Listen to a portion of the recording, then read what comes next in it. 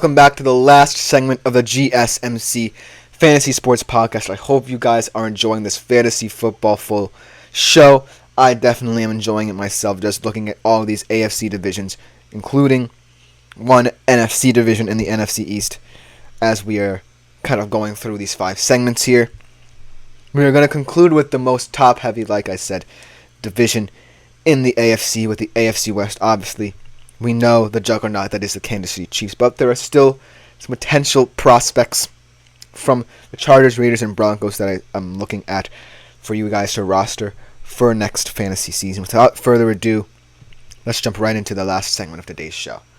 Now, obviously, we're going to have to start with the Chiefs because they just have a wealth of riches. Obviously, not as many riches as when they had Tyreek Hill, but they certainly have a new kid in town who they think could become just that for them. Obviously, we don't necessarily have to say much about Patrick Mahomes, do we? One of the preeminent fantasy QBs of the past couple of years. Every single year, he's had so many dominant games for the Kansas City Chiefs. And it is what it is. Just pick him, man.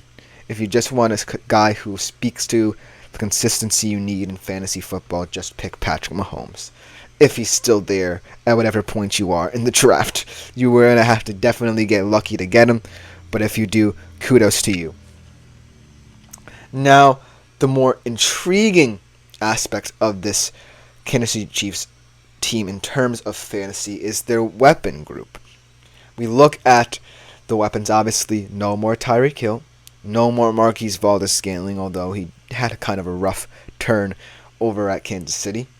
Now you have guys like Rashee Rice, who was a top 10 fantasy wide receiver in weeks 11 through 17. So, as you can see, there's a lot of upside to them. He kind of grew into his receiving role, being one of the go-to targets for Patrick Mahomes as the year went on.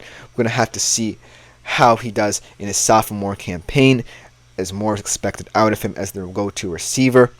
I think he definitely can be a wide receiver 10 to 15 in fantasy, should Mahomes still rely on him as much as he did in the latter half of the season.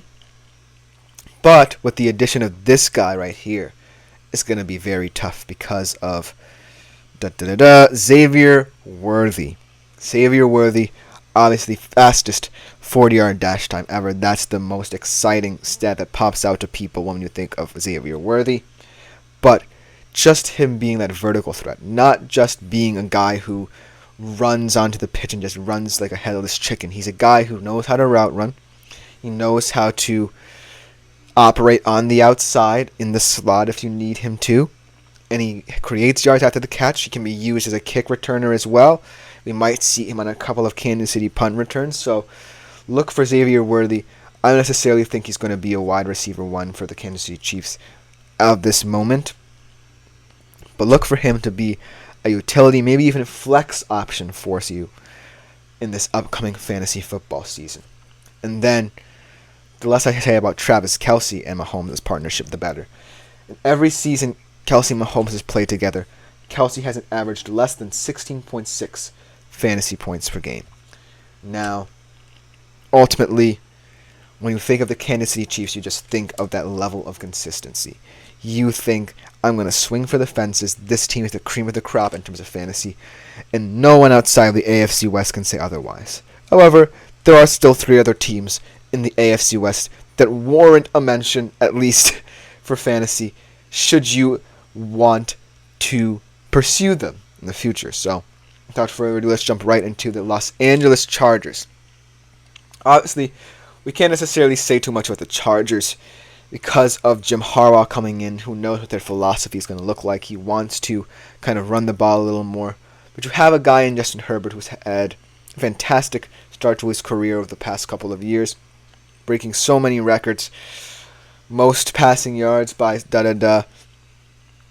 in X amount of seasons and such. But this particular year, I just feel like, I can't believe I'm saying this, I'm going to fade Justin Herbert. I think you should too. I think that Justin Herbert, especially with Jim Harbaugh, is going to be a weird fit to start off. And so I can't necessarily say I have faith in Justin Herbert to listen to Jim Harbaugh that much because of the fact he wants to throw the football down the field.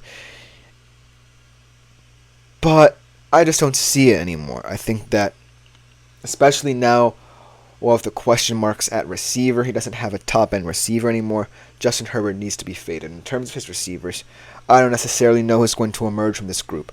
Is it going to be Quentin Johnston, Jalen Guyton, Joshua Palmer? I really don't know who the number one receiver is in this team.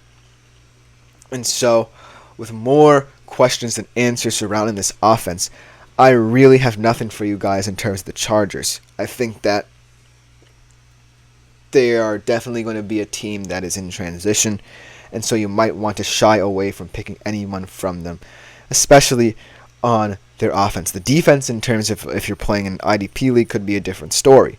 But offensively, I just don't see a path where you really want to pick a Chargers player. Maybe one for your bench, but that's it.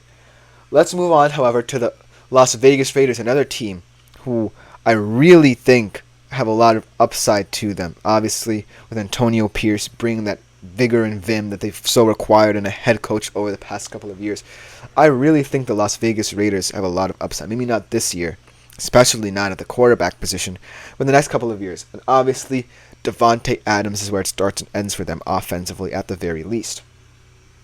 He had 17.5 targets, 100 receptions, and over 1,000 yards and 8 TDs since the last 2 years with Las Vegas. So as you can see, even in terms of the murky quarterback play from Las Vegas Raiders quarterbacks of the past, he still has been producing at a high-end level that we know Davante Adams can produce at. He still is a top 10, top 5 maybe fantasy wide receiver that you guys should definitely look at. But the most interesting player in terms of the entire AFC West, in my humble opinion, is Brock Bowers, actually. I never would have thought that a tight end in a division that has a monopoly at the top in Kansas City, would a tight end, a rookie tight end no less, from the Las Vegas Raiders emerge as one of the most intriguing talents in this division.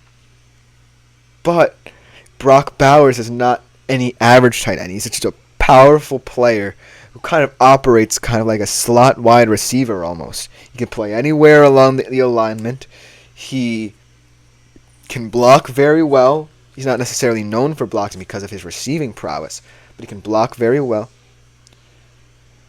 But 8.5 yards after catch at Georgia definitely speaks to the ability that Brock Bowers brings to this potent offense for the Las Vegas Raiders. Look for him to be a stalwart in that system, someone that Antonio Pierce wants to rely upon, his physical toughness definitely in terms of that. Las Vegas Raiders right now, with no path forward at the QB position, I don't know if it's going to be Garoppolo or O'Connell, but they definitely still have some fantasy players you might want to keep an eye on, especially on Brock Bowers as his career progresses.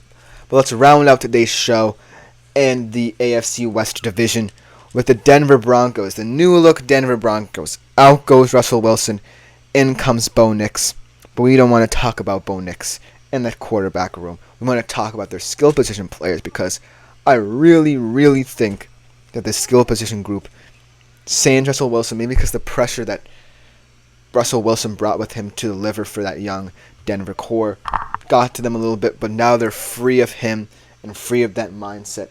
And so I think that they're looking to have breakout campaigns. Let's start off with Javonte Williams. Last year he did have career highs. He's one of the bright spots on that Denver Broncos offense. He had career highs in carries, receptions, and touches last year. So look for him to continue producing no matter who the QB is for the Denver Broncos because he is going to be one of the top 10 fantasy running backs in my humble opinion. And let's round off today's show with Courtland Sutton. I'm still looking for Courtland Sutton to have a breakout campaign.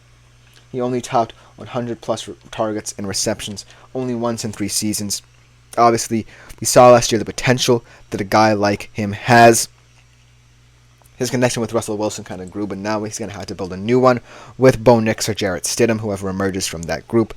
So we'll definitely have to see how this Denver Broncos offense operates outside of a guy who is mainly focused on himself and Russell Wilson. But that will just about do it for today's show. It was a fantastic opportunity to focus on different divisions, especially in the AFC, and obviously on the East Coast. I'm an East Coast boy. I had to focus on the